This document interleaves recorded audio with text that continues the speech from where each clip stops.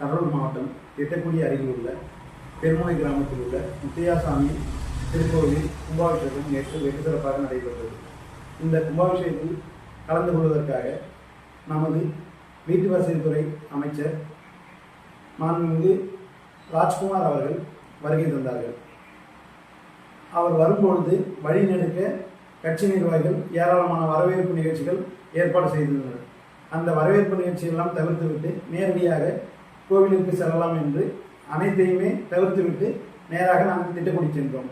அப்பொழுது திட்டக்குடி நகர கழக செயலாளர் அவர்களின் இல்ல திருமண விழாவிற்காக நிர்வாகிகள் திட்டக்குடி ரோட்டில் சூழ்ந்திருந்தனர்.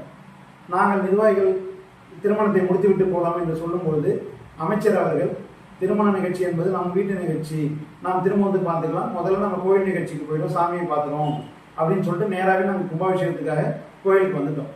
கிட்டத்தட்ட 9:30 திட்டக்குடி பஸ் ஸ்டாண்டை தாண்டிட்டோம்.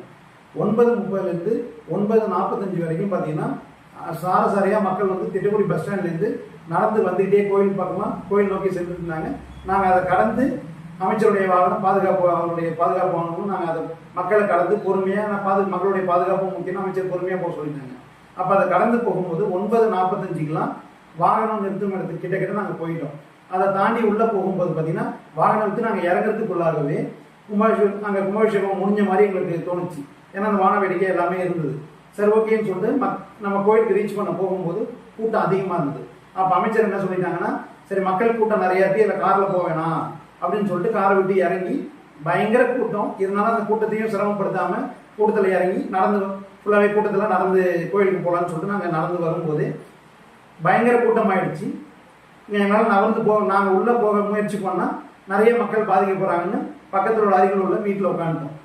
சரி, என்ன ஏன் இவ்வளோ அவசரப்பட்டாங்க, நம்ம 9:40 நம்ம கோயில்கிட்ட வந்துட்டோம். அப்புறம் விசாரிக்கும் போது தான் ஏன் இவ்வளோ அவசரப்பட்டு பண்ணாங்க. ஏன்னா டைம் கொடுத்தது 9:30 10:30, பத்திரிகையில் 9 to 10 போட்டிருந்தாலும் 9:30 9:45 அமைச்சர் வந்தால் கரெக்டாக இருக்குங்கிறதெல்லாம் நாங்கள் எல்லா நிகழ்ச்சியுமே தவிர்த்துட்டு அமைச்சர் வந்து கோயிலுக்கு தான் ஃபர்ஸ்ட் சாமியை கும்பிட்டுறோம் அப்படின்னு சொல்லிட்டு நேராக கோயிலுக்கு போகிறோம். அப்போ வர்றதுக்குள்ள இதை நடுவில் ஏற்படுற இந்த டிராஃபிக் இடைஞ்சலை தாண்டி உள்ள நம்ம 9:45 உள்ள வந்துட்டோம். கிட்ட கோயில் நெருங்கிறதுக்கு ஒரு 100 மீட்டர் தான் இருக்கும்.